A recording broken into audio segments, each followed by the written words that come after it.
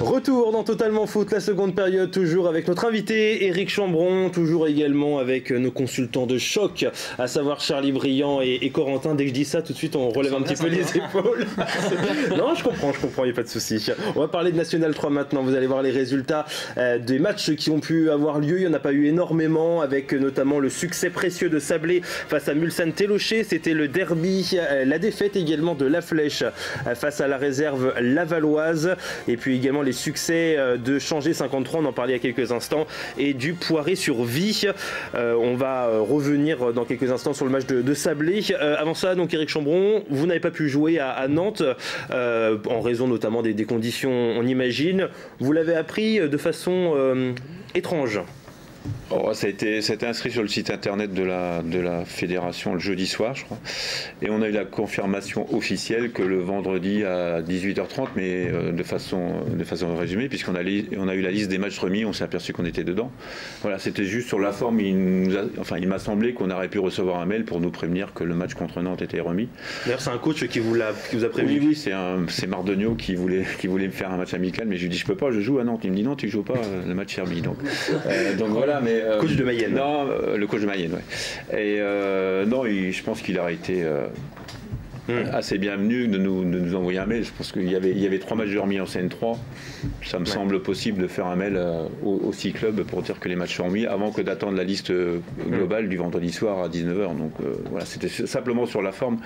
Et comme ça engendré, il y avait une restauration de prévue, donc il fallait annuler la restauration. Donc, parce que le match a été dimanche à 15h. Voilà, donc il y a tout plein de petits problèmes. Alors c'est peut-être des problèmes dont les gens de la Ligue là-bas à Nantes n'ont pas conscience, mais ça fait partie de notre vraie vie de tous les jours. Et c'est un peu là-dessus que je leur en veux, parce qu'ils ne sont pas conscients de la vraie vie d'un club amateur. Voilà.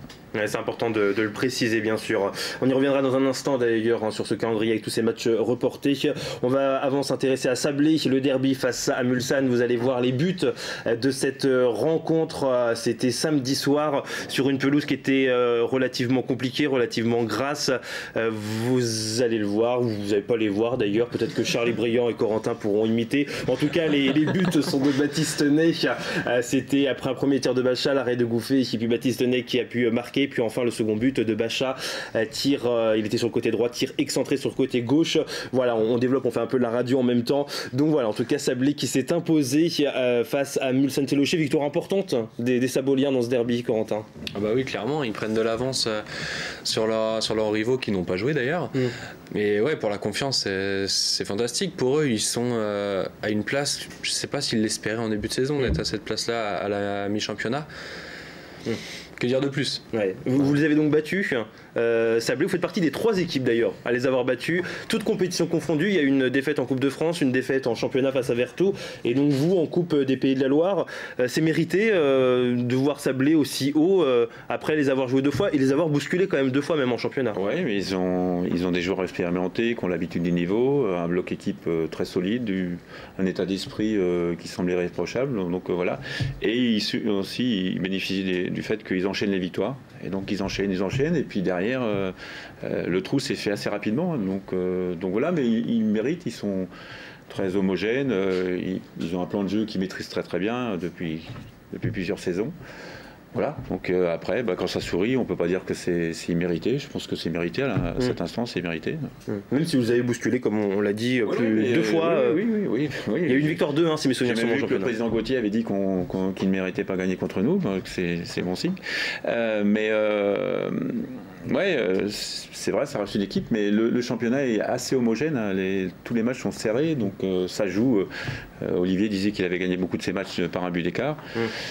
Voilà, donc pour l'instant ça tourne toujours du bon sens, mais qu'ils en profitent, parce que si ça peut durer pour eux, ils sont bien partis. C'est la loi du football finalement, des fois ça tourne dans un sens, des fois dans l'autre. Vous allez voir les images, on a eu un petit problème technique. Voici les buts donc saboliens.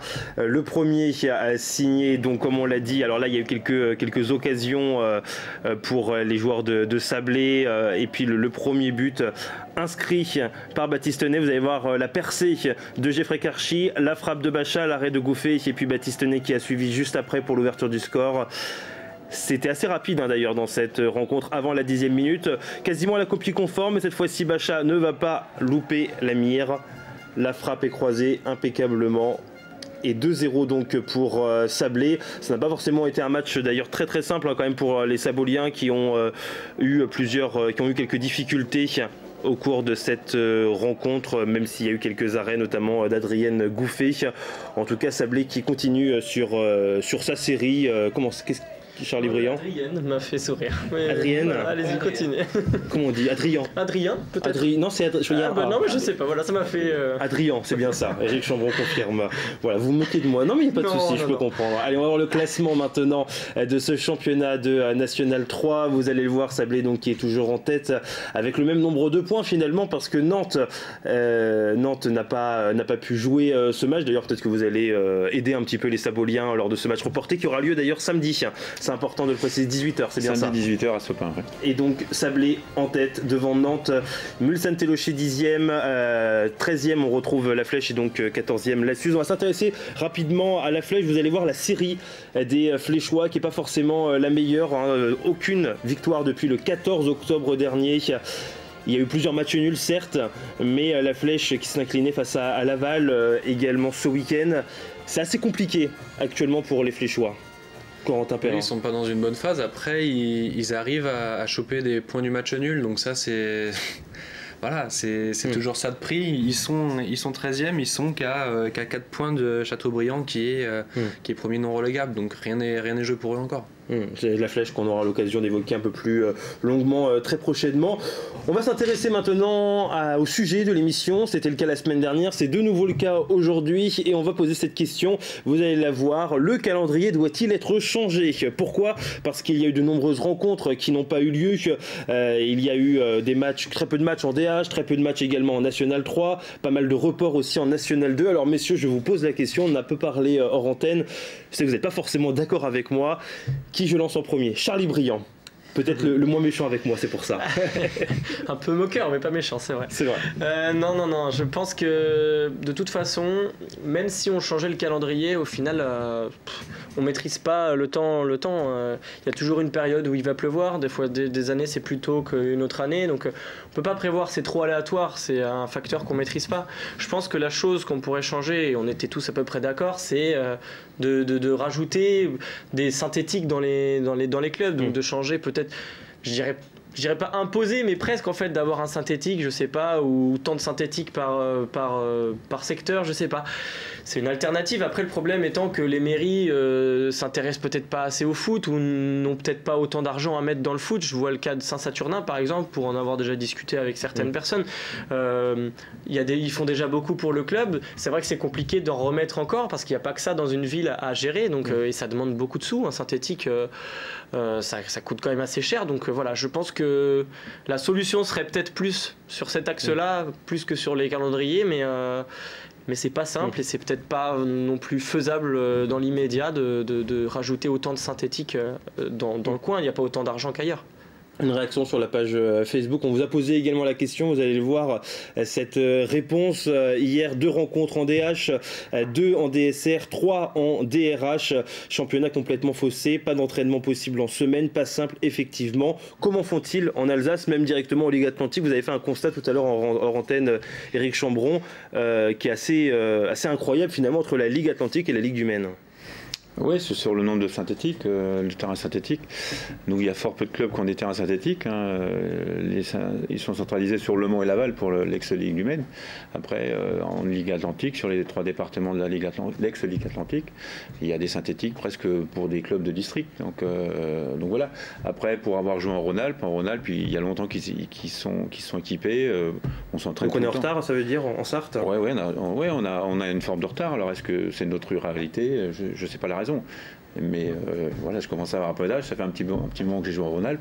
À cette époque-là, on s'entraînait tout le temps, même quand il y avait de la neige, il y avait un terrain de repli. Voilà. Donc on n'a pas cette culture-là, et puis peut-être que l'ex-Ligue du Maine n'avait pas assez de rigueur pour trouver des alternatives. On a laissé, il pleut, on joue pas, puis on verra. Est-ce que c'est la Ligue du Maine en question, ou est-ce que ce sont les clubs, tout simplement? Les mairies, qui finalement non, les clubs subissent les mairies, les municipalités qui n'ont pas forcément de moyens. Donc, je vois une ville comme la Suze, le projet du synthétique, on l'a en tête depuis plusieurs années. Là, on l'a concrétisé par des chiffres, mais on sait que ça sera très très difficile pour que la ville puisse installer un terrain synthétique sur le site.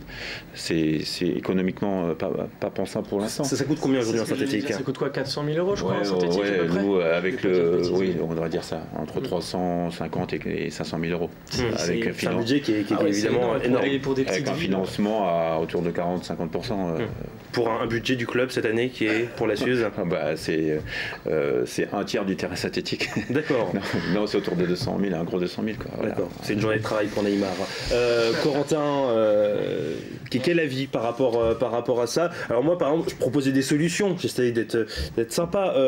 Commencer la saison un peu plus tôt, au mois d'août, parce que ça commence fin août. La terminer un peu plus tard à ce moment-là. Essayer d'enlever tous ces week-ends où il n'y a pas de match lors de la première partie de saison ou seconde partie de saison. Je propose. Le problème quand on commence en août, c'est les terrains qui sont ultra secs. On demande aux mairies de les arroser quasiment non-stop. Et là, d'un point de vue écologique et d'un point de vue financier, c'est aussi énorme comme coût. Moi, il y a quelque chose qui m'a frappé, c'est les autres ligues s'entraînent plus que la nôtre. Est-ce que il n'y a pas un rapport aussi avec le décalage de niveau qu'on peut observer entre la Ligue Atlantique, l'ex-Ligue Atlantique et la Ligue du Maine? Voilà, il y a un moment donné, il va falloir se poser les bonnes questions du côté des dirigeants. Moi, ce qui me choque, c'est que l'ex-dirigeant de la Ligue du Maine est aujourd'hui dirigeant de la Ligue Atlantique. Du Pays de la Loire. Et du Pays de la Loire, pardon. Voilà, à un moment donné, voilà, c'est une fatalité maintenant pour les clubs. Il pleut, on joue pas. C'est vrai que c'est voilà, il y a rien d'autre. Et mon beau-père qui est président de l'US Roisey, c'est pareil. La ville met énormément d'argent pour remettre à niveau les terrains tous les ans.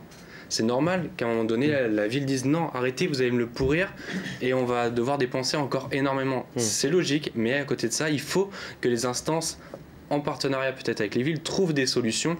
Il existe très peu, mais il en existe un petit peu en Sarthe. Pourquoi pas faire des roulements sur les terrains synthétiques qu'il y a au Mans pour pouvoir faire jouer un maximum de rencontres. Ou on va en avoir d'autres peut-être, ou juste vous avez vu des images que vous nous avez envoyées d'ailleurs, Éric Chambron, à la Suze, les deux photos, on va peut-être les revoir justement. Ça, ce sont vos terrains d'entraînement. Ouais, c'était jeudi soir. C'était jeudi soir. Bon, c'est un concept de pouvoir jouer. On parle là d'une ville comme la Suze qui a des moyens assez importants, qui donne au club des moyens qui sont beaucoup plus importants que d'autres villages. Ouais, je rebondis sur ce qu'il a dit par rapport au terrain. C'est vrai que même sur ce qui a été dit par rapport au calendrier, même si on pouvait jouer plus tôt, il y a aussi à savoir que les terrains sont très souvent dans les clubs refaits pendant les trêves. Ils sont souvent, et très très souvent même, pas disponibles si tôt en fait. Et alors après, là aussi où je voulais en venir par rapport à ce qu'a dit Corentin, c'est que le budget qui est mis dans l'entretien des terrains, dans l'arrosage des terrains, tout ça, c'est vrai que peut-être qu'avoir aussi à comparer, je pense que le fait de faire un synthétique sur du long terme, bon après il faut sortir l'argent, c'est clair, mais c'est de l'argent qui est peut-être pas mis ou pas autant mis dans l'entretien d'un terrain, dans le fait de refaire les terrains. Je prends un Saint-Sath, le terrain a été refait je sais pas combien d'années de suite à l'intersaison, et ça coûte cher aussi, donc peut-être que sur 4, 5, 6, 7 voire 10 années d'avoir fait un synthétique, on s'y retrouve peut-être à la fin. Il va peut-être y avoir une période de transition qui va être difficile, mais je pense que c'est vraiment à méditer parce que voilà, c'est de l'argent qu'on met pas ailleurs, qu'on investit une fois et ça se compense. Comme les fautes d'arbitrage en Ligue 1 sur une saison par exemple. Ça se compense. Je peux vous parler de ça. Ça me fait penser, j'ai beaucoup entendu ça ce week-end. D'accord. On parlera en tout cas de ça, on aura l'occasion de poser la question à Gérard Loison qui est le président de la Ligue Pays de la Loire quand il sera l'invité de cette émission avec grand plaisir. En tout cas vous allez rejouer comme on l'a dit la Suze ce week-end face au FC Nantes. Ce week-end on jouait également en DH, en tout cas quelques matchs se déroulaient, vous allez voir avec des résultats là aussi assez importants. Coulennes qui s'est imposé une victoire précieuse face à Laval-Bourny et succès également de la réserve sabolienne face à La Ferté-Bernard, une petite surprise d'ailleurs. Tous les autres matchs ont été remis au classement, vous allez le voir, même si ça ne veut pas dire grand chose avec tous les matchs en retard. Le Mans qui a un nouveau dauphin avec le Sablé FC dans le bas du classement, Mamers, Conneré et Brulon, et on s'y intéresse relativement peu. Là on va s'y intéresser, la DRS avec les matchs notamment qui ont été reportés de Spey face à Guesselard. Vous deviez jouer normalement Guescella. Le Villaret et la Flèche sont imposés au classement. On va voir que Charlie, avec Spey, pas forcément que Charlie d'ailleurs, est 5e du classement. Et Comois est en tête devant Bonchamp dans le bas du classement, Guescella et Moncé-en-Belin. On termine cette émission, c'est le temps additionnel.